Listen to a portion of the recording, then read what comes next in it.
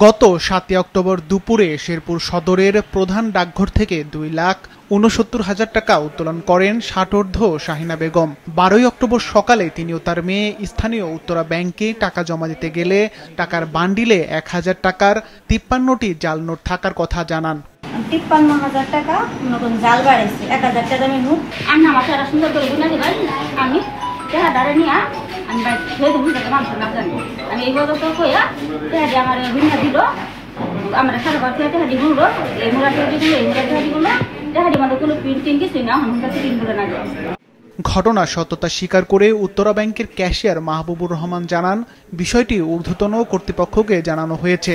২,৬৯,০০০ টাকা জমা দিতে নিয়ে আসছিল, তার ভিতর থেকে ৫৩টা পিস আমি জাল নোট পেয়েছি, ঊর্ধ্বতন কর্তৃপক্ষের কাছে এর জন্য তদন্তের জন্য দাবি জানাইছি। এদিকে সংশ্লিষ্ট পোস্টাল কর্মচারী বলেন, ওই নারী ৭ অক্টোবর টাকা উত্তোলন করেন। ৫ দিন পর এসে জাল টাকা পাওয়ার কথা জানান। এর দায় তারা নেবেন না।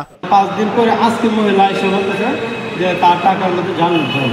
তারপরে আমরা বলছি আমরা তো পার্টিকে টাকা পার্টির কাছে দেখে নিই, আবার যে পার্টি নেয় তাকে বলে দেখে নিতে। আপনার দেখে দিছি, আমরা সব দেখা দিয়ে দিচ্ছি, তখন আপনি বুঝে নিচ্ছেন কারণ 5 দিন পরে আসছেন, এটা দেখা করতে আমরা সব মশার বিরুদ্ধে সুরক্ষা দিতে এলো বসুন্ধরা এক্সট্রিম অ্যারোসল, মশার বিরুদ্ধে এক্সট্রিম সুরক্ষা।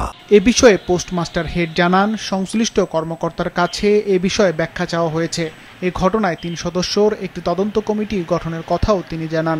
জাল টাকার বিষয়ে ঘটনাটা শুনছি, শোনার পরে সেকশনের যে অপারেটর আছে তার সঙ্গে আমি ব্যাখ্যা চাইতেছি, আর এটার বিষয়ে আমি চেষ্টা করতেছি কি ঘটনা ঘটছে এটা জানার চেষ্টা করতেছি।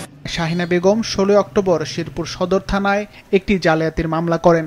মামলার প্রেক্ষিতে শেরপুর হেড পোস্ট অফিস থেকে অভিযুক্ত পোস্টাল কর্মচারী মানিক মিয়াকে গ্রেপ্তার করা হয়।